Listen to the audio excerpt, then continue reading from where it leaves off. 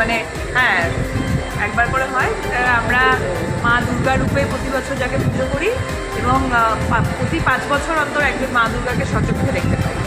মমতা বন্দ্যোপাধ্যায় বুঝতে ব্যাপারে অসুবিধা জানা একজনকেই চিনি, যিনি হচ্ছে আমাদের মা দুর্গা, এবং প্রতিবারই মা দুর্গার সাথে যেমন মহিষাসুর লড়াই করতে আসে এবং প্রচুর মানুষজন প্রচুর বাহিনী নিয়ে আসে, মা দুর্গা একাই দমন করে।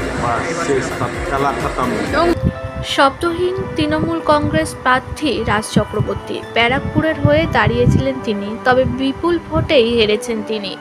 আজ ছিল ভোটের গণনা। তাকে সকাল থেকেই দেখা গিয়েছে পরাজিত পরাজিত পরাজিত। কোথাও গিয়ে যেন হারিয়ে গেল রাজ চক্রবর্তী।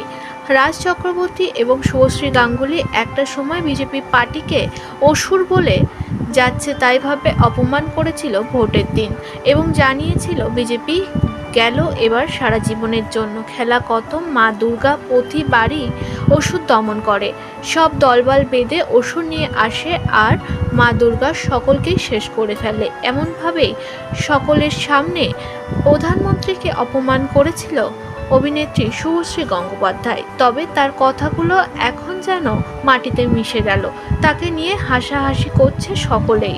শুভশ্রী গাঙ্গুলি তার হাজবেন্ডের হয়ে ব্যারাকপুরে অনেক জায়গাতে প্রচার করেছিল, কিন্তু বেলা শেষে হেরে গেলেন রাজ চক্রবর্তী। তোমরা একটু দাঁড়িয়ে থেকো, ঘন্টা দুয়েকের মধ্যে বিজেপির সব লোকজন কিভাবে পালায় লাশ দিকে দেখো। তোমরা খালি ওয়েট করো, সময়ের অপেক্ষা। 200 প্লাস অবভিয়াসলি কি আশা করবো কি বাংলার মানুষ অলরেডি ভাগ্য নির্ধারণ করে দিয়েছে, মমতা বন্দ্যোপাধ্যায় ছিল, আছে, থাকবে।